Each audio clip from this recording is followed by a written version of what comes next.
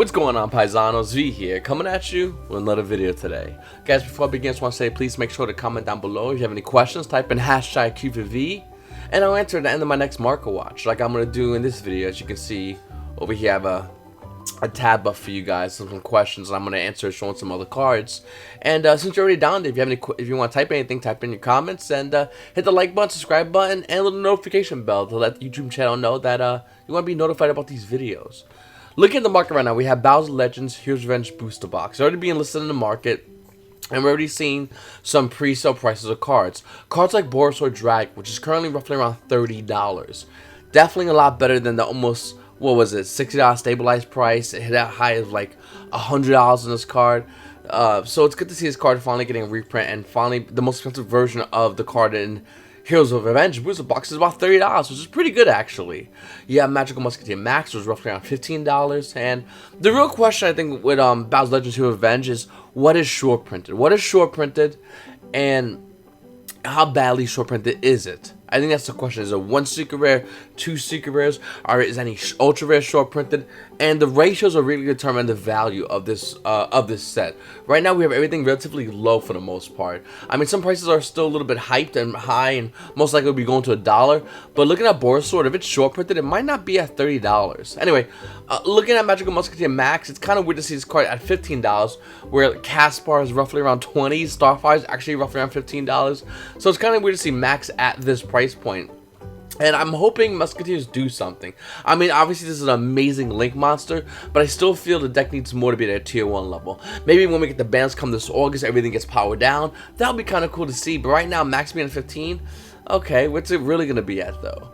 And then we have Sky Striker Mobius Engage, a card which, when it first came out, was $80, settled around $60, then went down to $40, and now we're seeing it hit some low numbers in the other version of Engage. But this version is about $15 for a secret rare, well, most likely going to be secret rare, Engage. And looking at Widow Anchor, it's about $13 in the market right now for the other version. I'm hoping these both are secret rares, so it'll be kind of cool to see it at that rarity. If it's ultra rare, sure, but it'd be cool to see Engage and Widow Anchor be at secret rare. We also have Cyber Slime, which is pretty awesome to be honest with you. I didn't even know this card was in the set, and it's cool to see that because the other versions of Cyber Slime, besides you know, the SJW, Shonen Jump, whatever that's called, it's rare. And to see Shonen Cyber Slime right now be about a $10 ultra rare, which most likely is going to be an ultra rare, hopefully secret rare, that'd be cool too. It's pretty cool to see it at that price point. We also have other cards like Harpy Conductor, Utopia Kaiser, Salamangreat, Al Mirage. This card actually looks really good. I'm hoping to grab a couple for myself. I'm playing Ultigeist, and this card actually kind of works in Ultigeist. We've seen the OCG deck profiles. Also pretty good for Salamangreats as well. So more cards in the toolbox of Salamangreats. We would really have to see. This ban list is kind of getting me nervous, but I'm kind of excited about it because I can see a lot of the tier 1 decks being hit, so Konami can make room for new tier 1 decks that will release some future sets. But at the same time, if they don't hit Salamangreats, this card's really going to put that deck on the map. We also have other cards like Foolish Barrier, which is cool, I guess. I mean, Super Rare still has the most value. We got Denomaster Prankotops coming in rough, almost near $8. Artifact Landscape being around $7. Summon Limit being around $6. Artifact Side being around $5.50. I mean, the price points of these cards are not really that expensive. One card I'm really looking at is Dark Sacrifice. It when your opponent activates a trap card or activates a card or effect that would destroy cards on the field, negate that effect, then send one level 3 lower dark monster from your deck to your graveyard. It's still a normal trap though. I really wish it was counter, but it's still a pretty cool card, and who knows if it has any application in any future decks. We'd have to see actually. Looking at Dark Neostorm, there's not much value in this set, and I was alluding to it when I was talking about this set last week, but looking at it right now, there's really no. You pull a pack of Dark Neostorm, you can pull a $28 Dingurusu, or you can pull a $27 No Material. Big value? Sure, if you bought one pack. But looking at Dark Neostorm booster box price being roughly around $63, and then looking at cards like Dingurusu, No Material, it's not worth it. I mean, Silent Mining, in my opinion, I think can go up in value. I think this card is super duper sleeper. I think it has great potential, and I think it can go way past $24. But looking at the two most expensive cards in the set, Dingurusu and No Material, this is, I don't know, I'm not crazy about it. And I'll let you know what you guys think. Are you guys still cracking packs of Dark Neostorm? Are you guys just going ahead and buying singles of the set if you still need any Orca stuff and hoping it doesn't get hit by the ban list? Or No Material thinking that the card's somehow still good? If you guys are doing that for packs, Well, that's kind of crazy. I mean, there's a lot of cards in here that are just not good. Like Ghost Sister and Spooky Dogwood, which is like $14 and falling in the market. Crusader Aramax, trying to stabilize at $13 or $14. I'm doing a good job at it. Cherubini, which was around $20 for a while, $22 I believe it was. And now we're seeing Cherubini at about $13 or $14. Or Omni Dragon Brotar, holding a $10 market price. These are your secret rares of the set. Granted, you get 2 of them. Hopefully you get a no material, I guess, to sell to somebody who thinks it's going to be good. Who knows? Looking at Fantastical Dragon Phantasme, I know I said it before, I really want to emphasize it again. I think this card you need. I think you need at least 2 to 3 Fantastical Dragon Phantasmes. The market price is currently around $80 for this card, lower than its $88 market price. Overall, lower than its $115 average price point it was holding for a good amount of time. And I think once we get into regional season, Yu-Gi-Oh! Play is going to run back and start picking up Fantastical Dragon Phantasmes. I think it's a given. And I really do feel like if you don't have your playset of these, you're going to be paying top dollar for a card in which creates an unfair game state. Because it really does. Looking at Pot Extravagance, it's about $61. And I kind of find, I definitely think you should get Extravagance. Phantasme. I kind of feel like you should get Extravagance as well if you don't have it already. Another great card. Listen, we got Bowser Legends coming up. Going to be Thursday for OTS stores, Friday for everybody else. Unless you're Walmart or Target, usually break street date. We got the Megatons coming up, and then we got the Rising Rampage coming up with first a sneak preview as well as a set. In my opinion, by the way, I just want to say a week after the official release of Rising Rampage, we're probably going to be getting a balance. So I'm thinking we're getting a balance more like in August, even though Konami says we'll get it like after July 1st. It's going to be roughly around August. Anyway, there's a lot of those great cards in those sets that I just mentioned, and I think you should grab those cards and trade them for Extravagance and trade them for your Phantasmes. Do it as fast as possible, even though I don't really know much about Rising Rampage, and maybe they had their own version of Phantasme or Extravagance, and that's really broken.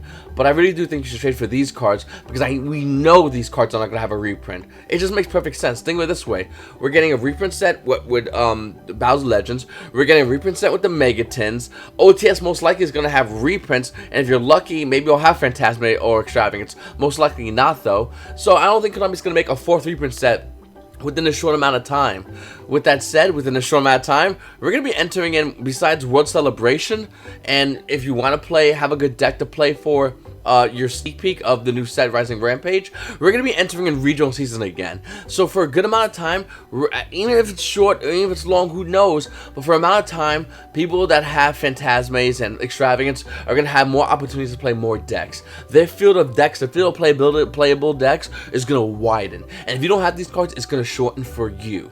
So I just want to throw it out there. I really want to emphasize that to a lot of you guys out there, because I know a lot of you guys out there are just sitting there going, V, I don't need these cards, but you definitely do. You 100% need Phantasme. I'm sorry. I have 2. I need to get a 3rd one. I just recommend you need to get 3 before it's impossible to get this card. Before that 77 prices heads up to like 10 prices, and the price is back up to $115 for this card. Looking at the rest of Savage Strike, though, Bordeaux Savage Dragon used to be 17s, we're seeing it at 18s. Corbane's going down a little bit to about 1050. Cyber's Quantum's about 5, and War Legacy Guard Dragon's still stabilizing roughly around $5. Looking at the online, hearing everybody talk about Gladiator Beast, we know we're getting some amazing Gladiator Beast support. And who knows, it might make Gladiator Beast tier 1 in the future, hopefully. We don't know until we see a balance. We don't know until we see if we're going to get all those cards in the set after Rising Rampage, which is still about 3 to 4 months away. We have zero idea, officially, if we're getting everything for Glads. With that said, Gladiator Beast is up a high price time. You get Gladiator Beast PCRE, a super rare from Champion Pack 7, being around for $32, but we're already seeing it at $69, giggity.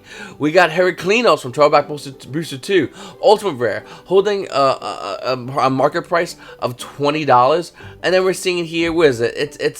That's a French one for about $49. Lady play $66 for Gladiator Beast Heraclinos, ultimate rare. And then of course if you want to get the secret rare, it's about $40, higher than its $13 price point. Sam Knight super rare, Throwback Booster 2, $12. And this card's another card that's hitting some pretty stupid numbers again. We're seeing it at about $14, which is a little bit high. It's not too high, but still high nevertheless. Just looking at Gladiator Beast cards, I think a lot of Yu-Gi-Oh! Players are excited about Gladiator Beast. And me too, by the way. I really do like this deck a lot. It's really fun to play. I like the fact that you can dance around the field. I enjoyed playing Gladiator Beast back in the day when it was like the deck to play. That, and I also played Six Samurais because that was like the meta. It was really fun, by the way. And then Monarchs came. It was like Frog Monarchs. Oh, good times. Anyway, not being old, I'm saying right now, do not buy these cards. As much as I'm excited about Gladiator Beast, and you're probably watching this video going, V, I want to play Gladiator Beast, it's not a good time to get these cards. This is too expensive, too high in price point. You get the cheaper versions now and wait till these high price point cards go down in value, and then you walk in and snipe them. But here's what Gladiator Beast cards I think you should be getting. Gladiator Proving Ground. Yes, it came out as a common, but it also came out as an ultra rare and raw yellow mega pack. Look at the market price. It's $1.46. Let you play unlimited. It's already up to $6. If you go to your dollar binder, you can probably grab this card out of there. Trade, people probably don't value at $6. It's the market hasn't even adjusted this card's price point. Gladiator's Proving Ground might still be cheap on Toronto and Amazon and eBay. Seriously, grab your playset now. It's dirt cheap. Nobody's looking at it right now. And even though I think that this is a great card and I have a playset of this being shipped to me because I made sure it was shipped before I made the video, I have another card that's also being shipped to me, and I made sure I ordered the card, waited for shipping confirmation, and then made this video, Gladiator Taming. A secret rare only coming out of Extreme Victory. That's it. Old school Gladiator Beast card. If a face of Gladiator Beast monster on the field, if a face of Gladiator Beast monster is on the field, activate one of these effects. Select one face-up monster your opponent controls, change its battle position, or you can select one face-up Gladiator Beast monster your opponent controls and take control to end phase of the turn. It's one of those kind of cards that if Gladiator Beast become the tier 1 deck, if you are playing Gladiator Beast, it's good. If you're not, it's still really good. You take control of your opponent's Gladiator Beast monster. You can do whatever you want. It's a better version of my control for Glads. Mark prices cards currently $2. Unlimited's about $2. First edition could be a little bit more trickier to find. You got a first edition over here for about $4. Another one for about $4. And then on the bottom of page 2, another one for almost near $5. Going in the last page, we have this guy who holds a playset about $5. And then this guy holds another one for about 5 or 6s. And then it's about 8 for 2 playsets. Basically what I'm trying to say is Gladiator Taming, there's not many around the market. And if you want to grab this card, go ahead. I'm just letting you know what I did. I grabbed 3 of these, I grabbed 3 of these, and I'm not buying expensive cards because by the time the set drops, the price will already of those other expensive cards drop down in value. And if you really want Gladiator Beast that badly, if you really feel strong about them being tier 1, then you can go snipe it. Worst of the worst, like in my case, Gladiator Taming cost me $5. Gladiator's Proving Ground cost me about $5 as well, and it's a $10 investment for cards that can and cannot go and most likely will go up in value, especially after this video or once the whole Yu-Gi-Oh player base realizes, oh wait a minute, Gladiator Taming is a short pin secret rare, came out only in Extreme Victory, I should probably grab that. The only ultra rare Proving Ground was in Raw Mega Pack. After that's common, yeah, gonna want to grab those, and there's not many in the market, so hopefully you can grab yours. Up next, Miracle Fusion. Oh, by the way, that's why you hit notification bell. Things like that's why you hit the notification bell. Because right now, some people watching this video has probably most likely paused the video and went online to go grab theirs. That's why you hit notification bell. This video is going to be going up roughly around 8:30 in the morning. And yes, hopefully you get your notification bell. And if you haven't, hey, if you haven't hit subscribe yet, just hit subscribe. Anyway, looking at Miracle Fusion from Dark Revolution 4, I just want to say one thing real quickly. I don't understand hero players. I don't understand mentality. I don't understand nothing about hero players. What I do understand is the competitive market, the casual market, and the crazy hero players that just like to randomly buy out cards. I see things randomly getting picked from them. I don't know the reasons, but it is happening. But in case of Miracle Fusions, what with the new hero stuff coming out, maybe hero players are going, hey, Miracle Fusion, heroes are going to be getting some new stuff. I should probably get Miracle Fusion for the new stuff for heroes, so I can play the deck and maybe it's tier 1. Who knows? But what I do know is Miracle Fusion Dark Revelations Volume 4 is the incorrect version. The mark price of this card is roughly around $7, and we're seeing it already hit about $15 to almost near $16 for the super rare version. Came out in D-Rev 4. It's not the right one. The right one is Miracle Fusion Ultimate Rare from Cybernetic Revolution. $17 price point. And the market is already showing it. Oh, this is a first edition version, about $31 for first edition. So double for the first edition versions, right? About $30. Okay. If you want an unlimited version, yes, it's not first edition, but it's still unlimited. A Light You Play Unlimited is about $12. After that one's gone, another Light You Played is still hovering around $12. And there's not many of these on here, by the way. So if you want Miracle Fusion Ultimate Rare, once again, the card came out in Cybernetic Revolution. If you guys don't know what that set is, it's this set has things like this: Cyber Dragon Ultimate Rare, Cyber End Dragon Ultimate Rare, Power Bond Ultimate Rare, Cyber Twin Dragon Ultimate Rare, Wing Kribo. Each one of these price points are beyond $50 and more, up to $100 for some of these Ultimate Rares. So looking at Ultimate Rare Miracle Fusion from this set, and it's a hero card. It says hero, right? It says anything here. Oh, Elemental Hero? Sure, hero, whatever. it's gonna go up in value. And yes, the first edition version, Ultimate Rare, is definitely gonna be the first to go up in value. It's already roughly around $30. It's gonna go beyond that. The Unlimited is gonna jump even faster because it's so much lower. So I just want to throw it out there. I'm personally not buying this. No offense to my hero friends. I'm probably not gonna play heroes unless it's the only tier 1 deck. I'm just not gonna touch it. I like to play other decks. Like, I still love my Ulta guys. I still like other decks in the game I want to try out. I like Pendulum Magicians. I might try out Musketeers to mess around. But hey, hero players, this one's for you, my friends. Grab these cards quickly before it's sold out. Another thing is, Winslow Ivitako. I came out of Speed Duels, Duels of the Mars structure deck, starter deck, whatever you want to call it. I just want to emphasize by saying the fact that no distributor has these Speed Duel starter decks. What was out there is out there. Once it's washed up, that's it. Once Itakwa, whatever you say his name is, should be coming out hopefully as super rare or even an ultra rare in the new Speed Duel OTS Tournament Pack 2. We don't know what's going to be in there though. If this doesn't make it in there, let me explain the current price point. Market price shows this card being roughly around $5, and when you look over here, it's almost fully bought on the market. There is one guy, Ideal 808, holding 33 of these at 6s, but it's also about $5 in the market. Winslow Ivitako is a great card, and I think that if you're looking to play Speed Duels or even considering to play Speed Duels, you're going to want to grab this now. Grab a place of this now, throw it to the side. This card is most likely going to be seen in meta play for a good amount of time. Currently in Speed Duels, it's a must-have 3 of. So once again, if you're considering playing Speed Duels, you're going to want to grab this. Now, besides just 3 Windstorms, I'm going to probably do another video later on. I might have it today or whenever throughout this week, showing you that you can build almost any Speed Duel deck for under, like, $15. Besides the 3 Windstorms, it's a dirt cheap deck, and most Yu-Gi-Oh decks for Speed Duels is pretty cheap and easy. I think Relinquish is the only one that has any kind of value, where you got to buy the Spear Kribos. They're about 14 to 15s. That gets a little tricky, but if you want to play other builds that are also tier 1, yeah, it's like 15 bucks. Besides the 3 Winstorm Ivitako. Up next, Call by the Grave. I was talking about some OTS stuff earlier with Speed Duels, and I think with OTS 11 and the fact that we're in July and within soon we should be getting a spoiler or release of the new OTS 11. I think Call by the Grave needs to be an Ultimate Rare.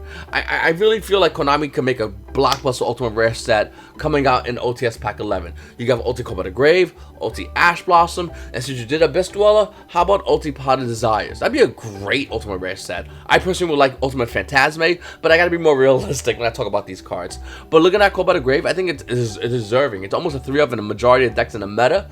It's a great card, and the market price is getting more crazier as we talk about this. Call by the Grave Super Rare used to be about $5. Looking at it right now, it's about $7 Super Rare versions. The common Call by the Graves, well, you would think they're a little bit less, but you're wrong. They're about $5 as well for the common versions of Call by the Grave. It just makes no sense. Also, looking at Elemental Hero Stratos, the market price is showing this card to be about $53. Yeah, no, it's not that. It's about $73 for Ultimate Rare Elemental Hero Stratos. Heroes, I told you guys. Hopefully you guys got in on this. If you didn't, no big deal. I still think the Elemental Hero Stratos is a great card, and I think that it might cool down after a while, and maybe we could talk about it in the future. But right now, it's a pretty high price point, and it might even get a little higher depending on how heroes do in the meta. Also, Drill and Lockboard, a card which I talked about in the past, went up to a crazy number and then went back down. Drill and Lockboard is a card I highly recommend you guys pick up. Whether it's trade or if you already have, you want to hold it, Drill and Lockboard is a card you kind of need. Let me explain. The market price currently is $52, and we're seeing the card already hit about $46. On Nearman Unlimited's, $49. This card is at a steal price right now. Drill and Lockboard, all it needs to do is see meta play. That's it. Yes, we're coming into a new meta, and the meta is changing. But if meta ever gets fast, or we get a new tier 1 deck, which I think we're going to be getting soon through Konami, I think Drill and Lockboard might see meta play. And if it was to see meta play, the Ultimate Rare version of this card is going to hit $70 easily. So I'm just throwing it out there right now. Whether you want to hold it not now, you want to look to trade it, or you think I'm crazy, no big deal. Keep watching these videos. Drill and Lockboard is going to hit $70 minimum, and that's a minimum price point. All it needs to do is see any kind of meta play. That's all it really needs. The meta needs to call for this card to come back into play, and that's it, and this card goes up in value.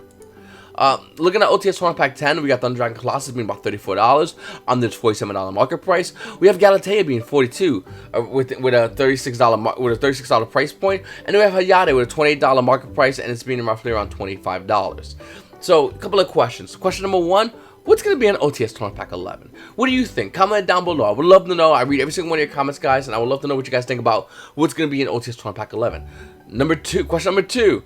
Why are these prices dropping? Well, Bandless Spheres. Banless fears is the reason why all these card prices are dropping. Yu-Gi-Oh players holding Thunder Dragons are considering selling them and waiting for the new meta to change and playing a cheaper deck, maybe something easy and cheap like Pendulums or Salamangreats if they have Phantasmes, and somehow Silent Mining, which I think is a great card. But yeah, looking at Thunder Dragon Colossus, it's a relatively expensive card. Looking at Galatea, it's another thing with Orcus, and both of these we can attribute to Yu-Gi-Oh players looking at the OCG banlist and then getting ready for our banlist, because starting today, our banlist can come out whenever. By the way, I think still think it's gonna happen in August.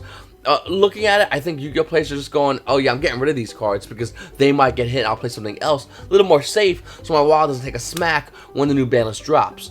Also, Sky Striker Ace Hayate just goes down in value because Sky Strikers.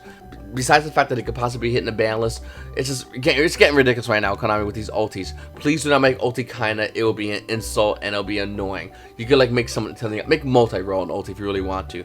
Then again, are you gonna hit strikers on the ban list, Konami? Because you are. Little fun fact. Don't put Sky Strikers in the next OTS pack if you're gonna hit the deck and kill it, because nobody's gonna wanna play in the OTS, play for that OTS pack. Now, if you put a Phantasma in there, Yu-Gi-Oh players will commit second-degree murder just to get into the shop to play for entry fee, just to get that one OTS pack to have a chance of pulling an Ulti Phantasma.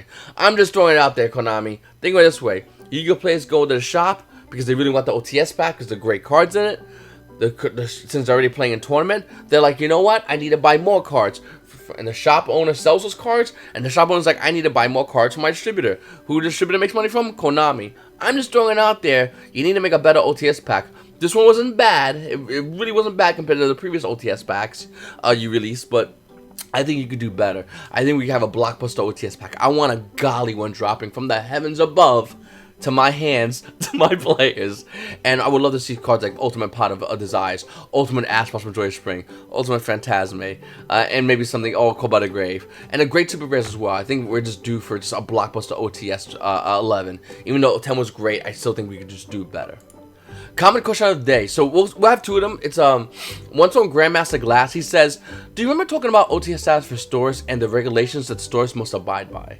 My local store, OTS store, charges $10 to $15 markup on boxes and has $5 for structure decks, and says what you said about charging more and losing their OTS status isn't true.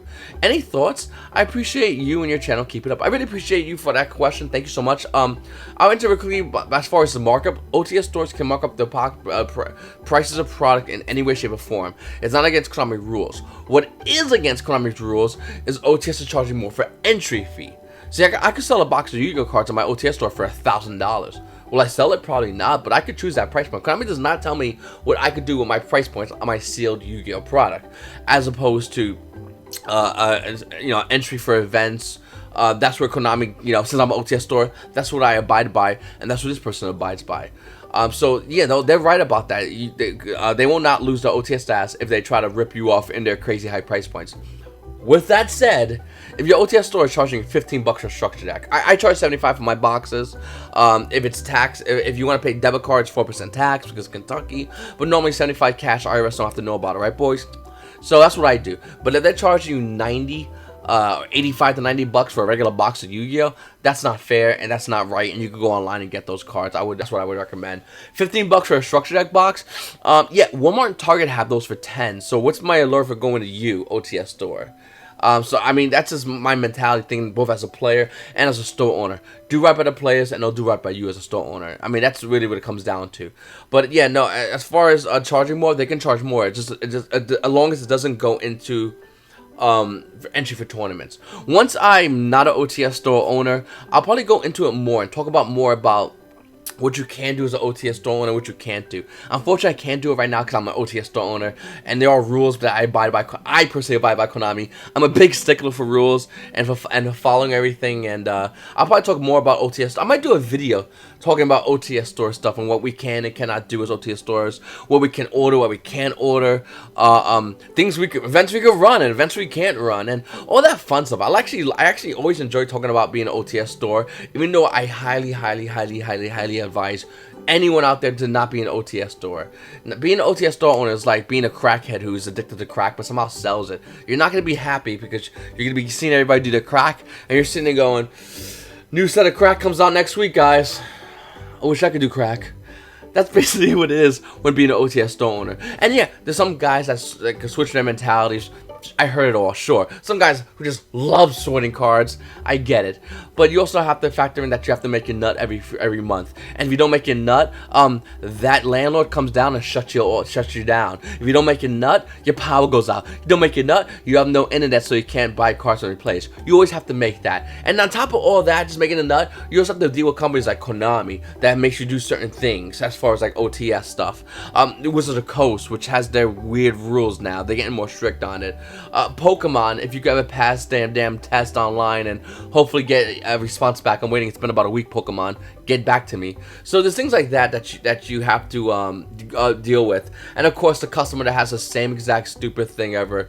You gotta get this pack for free, right? It's a $4 pack. Can I give you 2? No, you can't. You can't give me $2. People have asked at my store, and it's to the point right now. It's not like they've just asked it like 3 times. It's been asked at my store for some ungodly reason. It's like $3 or $2, or hey, can I give you a quarter for this dollar card? Silly things like that. Where you look at them and go, what are you doing? Go away.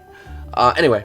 I don't want to vent, and I feel like I was about to vent. Anyway, so yeah, being an OTS store, it's not what it really is. It's not something I enjoy doing. I like doing it, but I don't enjoy doing it. You know what I'm saying? It's like marriage. I like my wife. I love my wife. But I don't always wake up and go, oh my God, she's here today. The woman of my dreams. She's right there. That's being an OTS store. That happens probably the first week or two, and as an OTS store owner, it just goes away. Like I said, I might do more videos talking about this topic because I feel like when I had a guy call to me and goes, I'm gonna be an OTS store owner. I go, get away from me. You don't understand yet. So I might talk about that in another video. My wife's over there, by the way. Anyway, hashtag QVB from Paisano Marker says, what card should I buy before Crystal Needle Fiber comes out? Can you do a marker watch on it? Bro, right now. Mecha Feder Beast Online is one of the cards you want to get, as it's a rare, came out on Primal Origins, $2 market price, and we're seeing it roughly around $2 to $3. You also want to get Jet Synchron. Yeah, you get the common one, but that's for commoners, it's $1 value. But the super rare came out in Structure Deck Synchron Extreme, it's $2 in the market, and we're seeing roughly around $2 for super rare. It's prettier.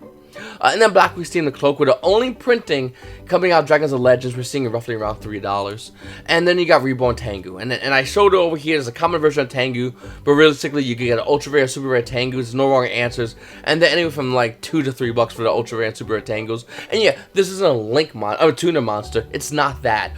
But the cool thing about Reborn Tengu, and this is from my old Yu-Gi-Oh players, as well as me, to all you young bucks out there, back in my day, when we synchroed and we spammed, Tengu was like a supercharger on any kind of like synchro spam deck. Plant the breeze, my friends. Good times. Anyway, I think Reborn Tengu can eventually come back into the meta, and that's why I personally grabbed the playset of this card for myself, and I recommend if you guys want it, you might want to grab this. By the way, I have all these cards for myself so far. Let me see what else like. Oh yeah, TG1 Magician. You get Ultimate Rare. It's actually kind of cheap right now. It had hype, but got bought out. Extreme Victory Ultimate Rare is roughly around $13 in the market. Unlimited play, lightly played unlimited, is about $12. If you want a first edition version of this card, it's gonna run you a little bit more. If my internet loads, okay, it's gonna run you a little more. Lightly played first edition, $17 for Ultimate Rare TG1 the Magician.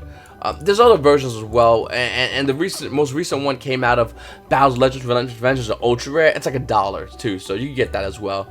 Shooting Rising Dragon, also another great card that you could fully resolve into when you go into your Need of Fiber combos. And the Shonen Jump Magazine promo is actually cheap. It's like $4. If you want, you get the super rare. It's $1. Came out Dark Neostone Special Edition. And once again, like early in this video, there's not much value. And then you got Kriston Quandrax, another great card. Came out Invasion Vengeance as an ultra rare, but it came out as a secret rare in Battle's Legends Revenge, and it's about $1 in the market price. So that's another thing you could do. Anyway, guys, I really appreciate you guys watching my videos. Please make sure to subscribe if you haven't subscribed already. Hit the like button, notification bell. Definitely want to hit that notification bell after this video, because I'm gonna have more videos like this. And comment down below. If you have any questions, type in hashtag Q4V. And like I said, let me know if you guys have any questions about card store stuff, because I really think I might want to do a video talking about stuff at the card store. I'm doing a card store. I love being a card store owner. I love hanging at the shop, but it's something I'd rather be a player. And maybe I'll talk more about that in another video. But yeah, it's a thing. Anyway, paisanos, I really appreciate you guys watching my video. Please make sure to subscribe if you haven't subscribed already. It's your boy V.